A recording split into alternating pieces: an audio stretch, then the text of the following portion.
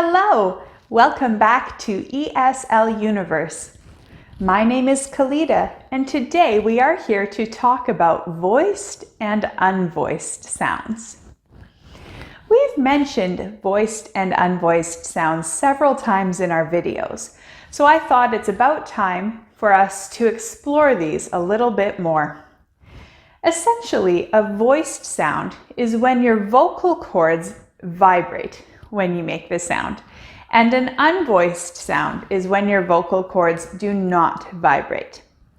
In English, all vowel sounds are voiced, and most consonant sounds are voiced as well. However, we do have several consonant sounds that are not voiced. This difference can be difficult to hear and to pronounce for English learners. Let's see if we can find a few tricks today to help you on your journey in differentiating between voiced and unvoiced sounds. The best way to tell if a sound is voiced or unvoiced is to place your hand on your throat and feel if there is a vibration. You need to be careful when you do this because, as I mentioned, all vowel sounds are voiced. So if you say a full word, you will always hear a vibration because every word in English must have a vowel sound. This means that we really need to isolate that specific sound, and then we can place our hand on our throat and see if we feel the vibration. So you may be wondering why it is so important to know whether your vocal cords are actually vibrating when making a sound. In English, it is very important to get this right. This is because we have several pairs that are called minimal pairs. A minimal pair is when you have a very, very small difference in the pronunciation of two different sounds, but that can make a big difference in the meaning of your word.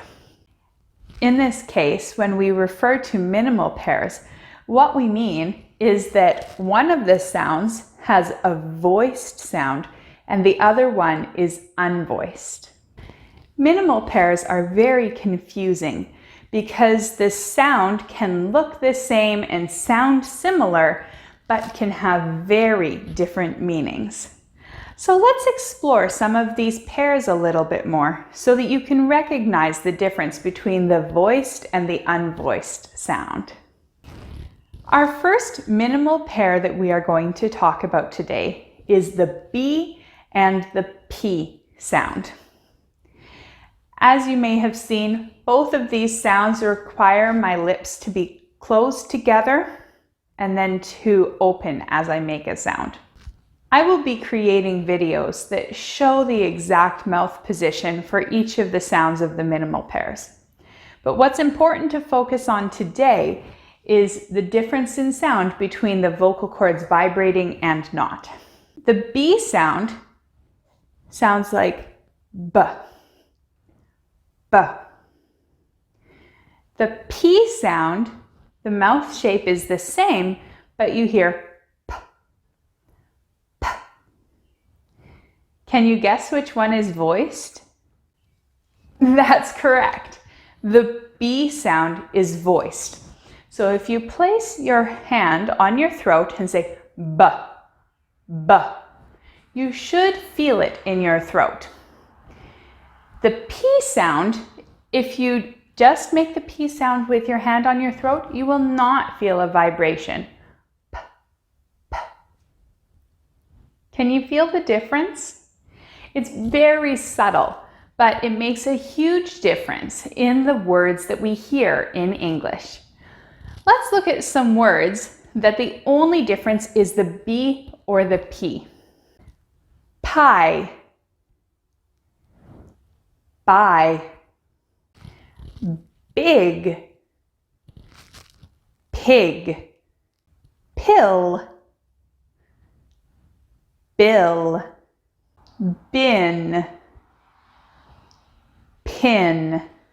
Can you hear the difference between the B and the P sound? This will take a lot of practice to get right. But as you become more and more fluent in English, you will start to notice these differences, and it will decrease misunderstandings if you are able to get them right. Let's look at the next minimal pair, D and T. D makes the sound D, D. If you place your hand on your throat, can you feel the vibration?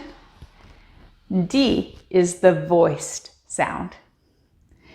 Its minimal pair is T or T, T. See if you can feel a vibration for T. T, T. Great job. It's not there. So we have another minimal pair, D and T, that can make a big difference in meaning. Let's look at some of the words that only have a difference of the D or the T sound. Tie, die, train, drain, dear, tear, dung, tongue. Great job! Time for our next minimal pair. Our next minimal pair is G and K. Which one do you think is the voiced sound? Yes, it is G. Great job. If you didn't get that right, it's okay. That's why we're practicing. The K has more air that is being sent out. K, K. The G sound stays in your throat, and it is the voiced sound. G, G. Let's look at some of the minimal pair examples where the word is the same except for those letters. Class,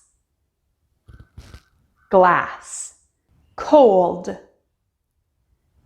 gold, cave, gave, crab, grab, crow, grow. Are you getting the hang of these minimal pairs? Since there are a limited number of minimal pairs, it is important to be able to practice these and maybe even to focus on practicing them for a little while. Let's look at the next set.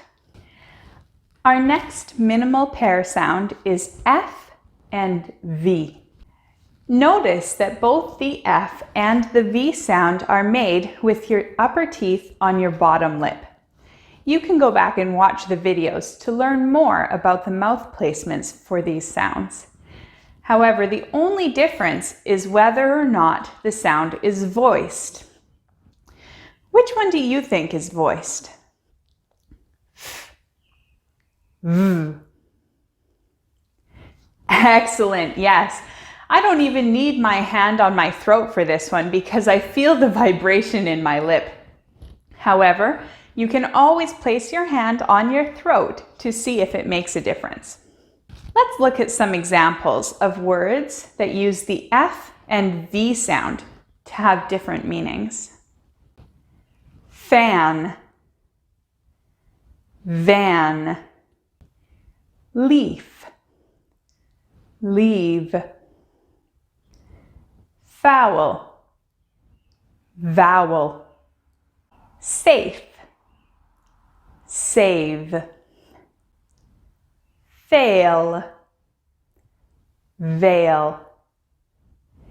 Excellent work. Let's jump right into our next set. We will now talk about the S and the Z or Z sounds. For these, you will put your teeth together. S, Z. Which one do you think is voiced? Yes, it is the Z sound. So let's look at some examples. Bus, buzz, place, plays, price, prize, purse, purrs, rice, rise. I feel like this is one of the trickier minimal pairs to get right, so make sure that you spend some time focused on these sounds as well as on the videos on these individual sounds once I get them done. Let's look at our final minimal pair sound. This is between the CH sound and the J sound. I feel that this is another one that is particularly tricky. Let's see if you can hear the difference. Ch, j, ch, j. The ch sound is a sudden puff of air that is being expelled, almost like a sneeze, where the j sound, j, stays in your throat. Can you hear the difference? Let's look at some examples. Rich, ridge, search, surge, cheap, jeep, chin, gin, age. Excellent work. As you can see, it can be very difficult to differentiate between the voiced and the unvoiced sounds in these minimal pairs. However, once you can get it right consistently, it will greatly improve your communication skills with native English speakers. I recommend focusing on these differences and really practicing them until you can hear the difference yourself. It will also help you with comprehension, as if an English speaker uses a minimal pair sound, you may unintentionally misinterpret what they say if you are understanding the wrong sound. Make sure that you watch this video several times and that you practice the difference between the voiced and the unvoiced sounds frequently until it becomes natural for you. Don't forget to let me know in the comments below what you would like to learn about next. And don't forget to subscribe to my channel to make sure that you never miss a video. Have a great day!